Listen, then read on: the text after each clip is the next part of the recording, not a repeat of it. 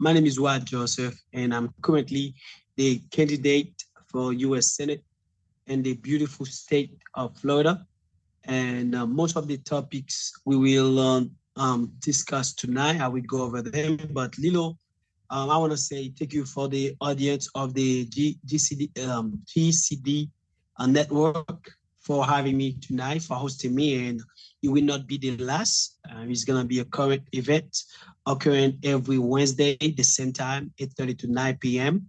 And I want to introduce myself to you, for you that listening and watching today. My name is Wad Joseph. I am originally from Haiti. I'm consider myself a Floridian. I grew up in Florida. My family, I was my family in Florida. Business is in Florida, and went to the military, served, came back to Florida as my home on record, as a combat veteran and a Purple Heart recipient. I'm willing to carry my fight to the next level, to continue to serve the community and to make sure we have a voice, not only a voice on the media, not only a voice on TV, not only a voice on political terms, but to have a voice. One of us to go to Washington, D.C. to assure that all people, all Floridian, all of us, that we have somebody that will stand up and to make sure that we stand up for, we host the largest retirement age individual in the state. And we grateful for that. And we welcome and embrace that ideology of welcome to Florida. But lately, we've been seeing Florida been going very to the darkest directions with immigration reform and strict policies, with the what the so-called the woke terms that the politician using. But the only person that always the losing at the losing end is the people who have the voice for the people, who speaks for the people, who speaks for the small guy, who speaks for the little guy. Let alone, we know my opponent, Scott, is fighting very hard to cut or eliminate Social Security, eliminate Medicare and Medicaid, and also try to make it harder for people, for you to work, to claim your hard-earned money. No matter what age you are, you can claim Social Security. Um, they try to make it like is an option where you work, you retire, they want you, they increase the retirement age. We okay with that. And now they try to slash it all together to put it as a revision so they can have a vote on your retirement. I'm here to say no because all those administrative measures that become provision later become laws will affect you in your lifetime, will affect your children, your grandchildren, your great grandchildren, and also your pocket. So with inflation going every day, rising, the cost of living, your retirement did not anticipate the cost of living to the time you retire. So still you in the losing end, and let alone to have those benefits cuts when it comes to social security, healthcare, which is I believe is a human rights to have healthcare, because we can afford it.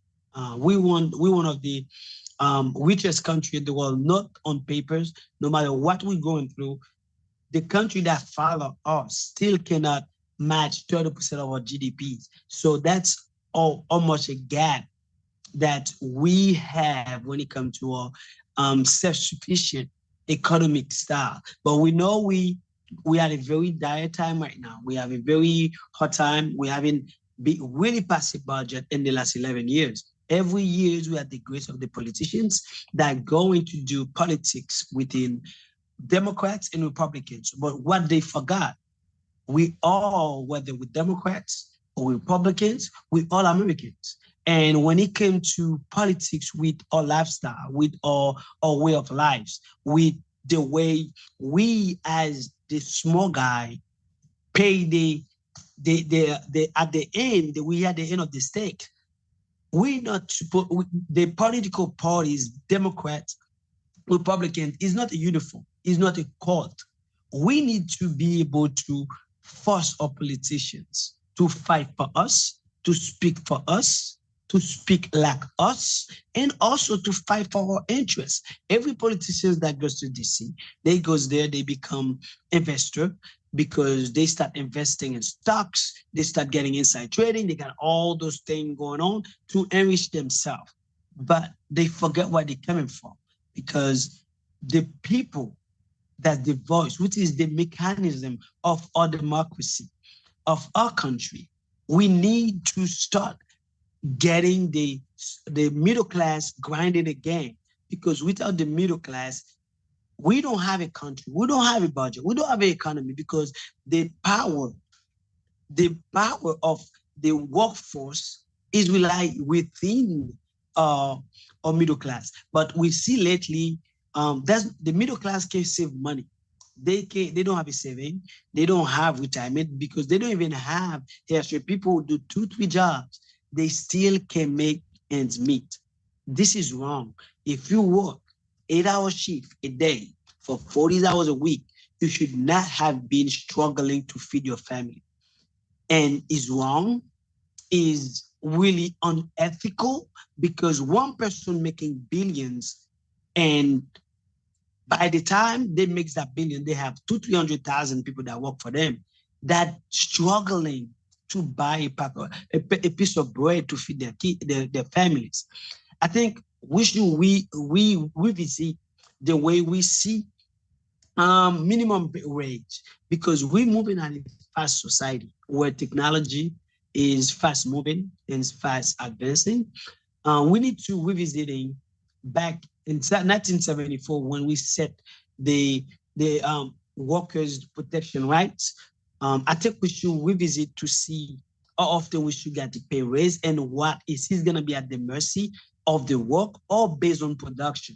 It cannot be there without any law that enforcing somebody been working 20 years and the same job get about $1 pay raise for 20 years, while the CEO of the company can come in and in 2 months make the same amount of money with bonuses that person making 20 years. So we need to revisit our society because our society, we strive to say we live the American dream. The American dream cannot stay only in the dream because the dream, what is it? Is an illusion, is what you want to be, where you want to be, the lifestyle you want to live. We need to actually live the American dream. With the debt ceiling surpassing over $31 trillion, every American that born today, you have a baby today that's born, that baby have a debt of $93,000. If they have their ways, which is the politicians, both Democrats and Republicans, to either increase the debt ceiling to $51 trillion, every kids that born in this country, we have a debt of $153,000. The moment that baby cry, say, welcome to America, here's your debt. We'll be living debt for our next generation, not a legacy.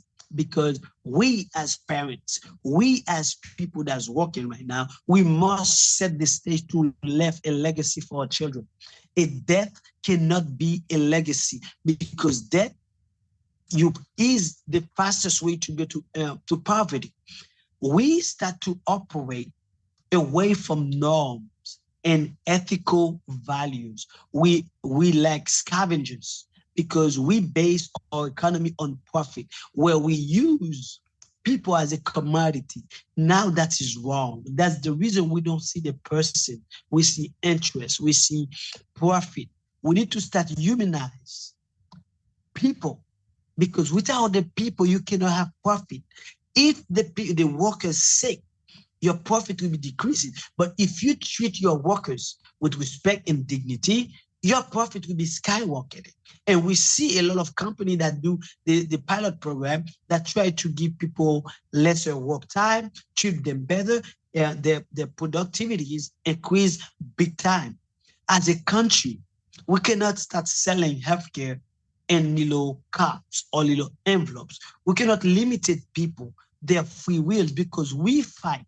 America stand for the land of the opportunity, not just in writing, not just by speaking. This is what we are because I'm the results. I can be the success story of the land of the opportunities. Be all you can be. Come in here, live the American dream. I came to this country at a young age. I started family, start businesses, go to the military, serve this country, deploy, come back, try to continue serving my community because this is what America is. America is doing your part. Everybody is important in America. Everybody, we need to stop the divisive politics. We've been going. It's a very dangerous trend we're going right now. The vendetta, where Democrats try to, when they get power, try to prosecute the Republicans. Republicans can't wait to get in power and position to prosecute the Democrat. This is the fabric of our core value. America or democracy stand alone in this world. Everybody filter to learn from our democracy, from our elections to whatever we decide. We become the beacon of democracy. But what keeps us still together and glue us, the foundation, is our working readiness to work in unison. The moment we start the vendetta politics, we forget about the people. It's become personal. When it's become personal, you get lost in the idea, in the ideology. That's when you become radicals. When you become radicals, you forget and left your agenda, you forget your field of thoughts. And this is why we need to stop. We need to tell Washington or all the governors, whether Republicans, Democrat, Independents, Green Party, whoever you are, take out this title. We all Americans. We all are fighting for one country, to live in unison, to fight together. If we have to win together, we will die together, we will kill together just to keep this country as a whole. As the country, we cannot afford to be fighting each other. This is unacceptable on any level. Our forefather did not left us a country, a constitution for us today, for us to start fighting one another while we facing the most challenging test in our life, in our existence of this country. This is the Great Depression was a catastrophic measures failure to react post World War One. Today, we put ourselves where we are because by complexity, when we take we untouchable, our system is unbreakable. Because of all of that, we put ourselves in a situation where we become our own enemy. The only person that can defeat the United States on every level, any floor, any level, is America. We don't have any match. We don't have any foe that can dare to even challenge us on any front. The only person, the only country that can defeat the United States of America is the United States of America. I want us to know, take a deep moment, think about it. Think about how you see your country, or you see the future. Think about how you see your children. Thinking about tomorrow. Thinking about 10 years from now. What do you want to see your country, your dream, your goals? Cannot be an illusion because America is where goals become reality, is where plan become reality, is where we based on results. We don't base on cheap talk. We make sure we give results. We can continue that trend to welcome the world because America is a melting pot. This is what the beauty of America. This is the most unbreakable bonds that we have. We have the diversity, the most diverse country on earth, and we strive on that. We need to maintain without getting into the ideology of divisive Democrat, Republicans, whether you are the conservative, whether we are liberal. We need to stop that. At the end of the day, put everything down, take out all those titles, take out all of them. We Americans. That's the only thing that stays. This is the only thing that glue us together. Is we are all American. We want what's good for America, we want what's good for our country, and we can project it to the world so we can make sure all the people learn and want to be like us. Because the moment we lose that substance of influence, the moment we stop being the leader of this world, somebody will step up in the vacuum.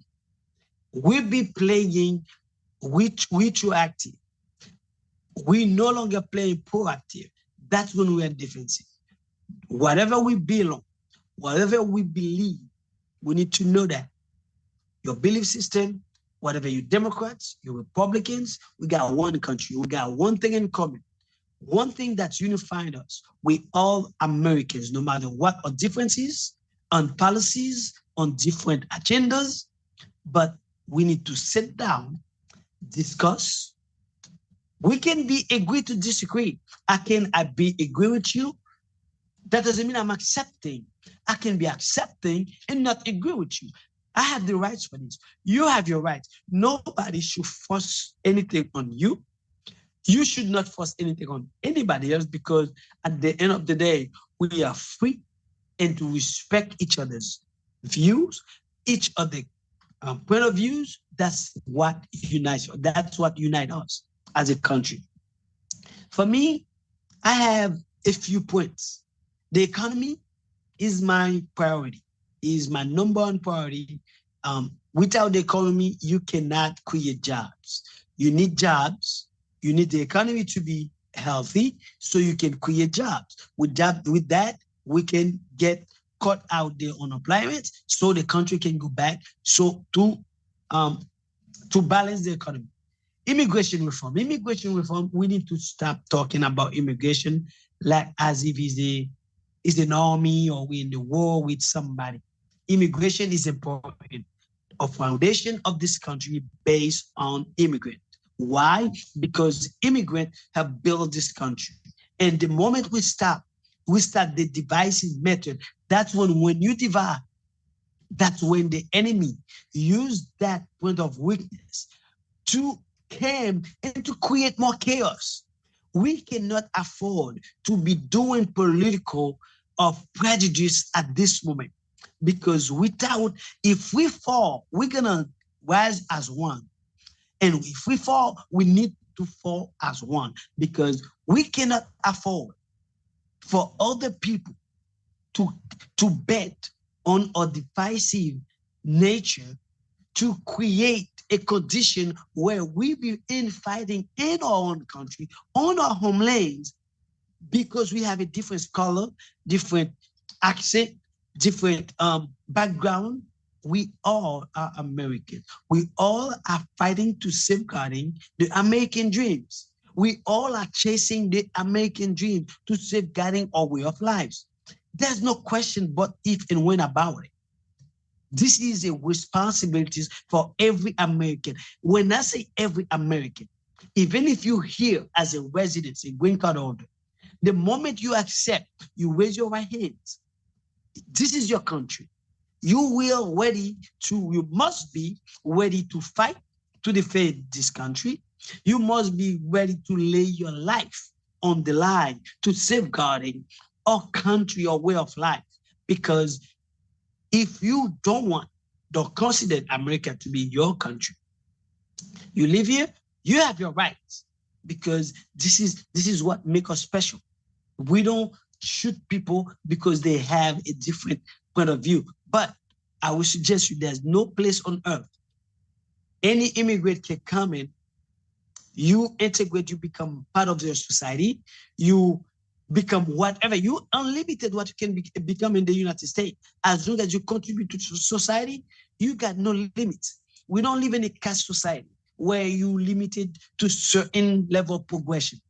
You limit yourself only what you want to be. because America is a canvas. You came in, you paint your own picture, and whatever picture you're painting is gonna be the beauty of what you see of it. Because America doesn't have any strength to stop you from becoming whatever you might be. We got one thing that's really going. We've been dwelling on reproductive rights, where rights for people to abortion. I think all of those don't require that much of it. But this is one thing I would like to have discussion to discuss as one of my agendas for my campaign, because I see since Roe versus Wade back in 1973 is still a very sensible topic, but we need to choose a priority. Which is more important, unemployment, homelessness, all the rights to somebody to choose whatever that person want or needs. So we need to start sorting out our needs versus our wants, and then we set the priority, because as long as we start chasing the goose, chasing everything, we're gonna lose the essence of what we really about as an objective. Education. I believe education is a right for everyone. I believe that everybody should be have the right to go to have an education, the best education that you can offer, because the more you educate your people, the better choice they make when they come to vote, and the better they become, the better person they become when they come to a position to to assist with social development. Because if you got somebody that lack of knowledge, that's when you're gonna have corruption. You're gonna I'm not saying people that's educated not corrupt, but it's less likely if somebody is becoming a professional in their field for that person not to be able to give results, because that person got a standard, it will held itself, and then held by the society to achieve the greatness. For us to remain the greatest country on earth, we cannot afford to neglect it on education. And veteran affairs reform and overhaul. We have too many veterans that get out of the military, that spend 2, 3 years, 4 years, 5 years, 6 years, they still can get services from the VA. And this is unacceptable for people to serve this great nation and for them not to be able to have service. And I believe that the continuum of the service member plan when you get out should be also applied to the soldier's family. Because if a soldier served 10 years, a soldier served 15 years, 30 years, their family also serving, because there's a lot of stress getting with moving the children, changing school, moving every 2 years. I think that would be a disservice for us not to consider it the family members as part of the plan. We have the money for it.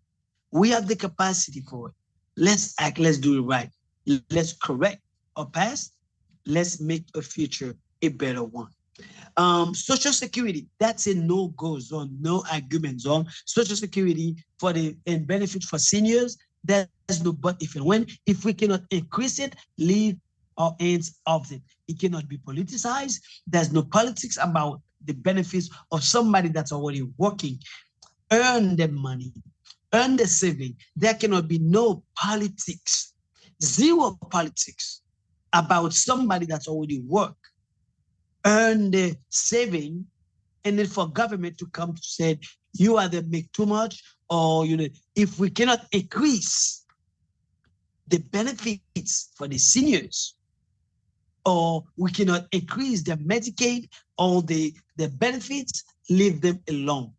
This is nothing to do with politicized. That got nothing to do with politics. We need to leave them alone, because they work for it, they earn it.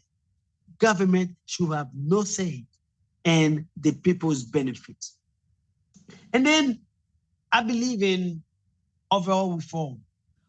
They drain the swamp It's just because it just become just a flash talking point. But I do believe in time limits. No one should make a career of 40, 50, 60 years as a politician. Because when you do that, you killed the opportunity for innovation. Younger generation need to step up to vote laws that also benefits for them. Somebody's priorities that was born in the 60s is not the same priority with someone that was born in the 90s. Somebody's that born in the 90s, the priority of somebody that's born in 2000 is not the same priority.